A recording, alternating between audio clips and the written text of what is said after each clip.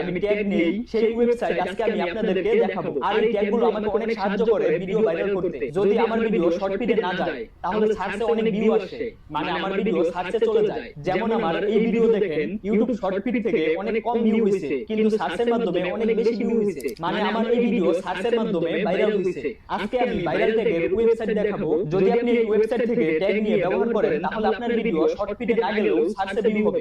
এখন আমি যে ভিডিও আপলোড করব এই ভিডিও আপনাদের চোখের সামনে ভাইরাল করে দেখাবো, তাই ভিডিও কন্টিনিউ শেষ পর্যন্ত দেখবেন। যদি আপনি আমার পুরো প্রসেসটা জানতে পারেন তাহলে আপনিও পারবেন আপনার ভিডিও ভাইরাল করতে। তো চলুন ভিডিও শুরু করা যাক। তো গাইস আপনারা দেখতেই পাচ্ছেন আমি ইউটিউব অ্যাপসের ভিতরে গেছি।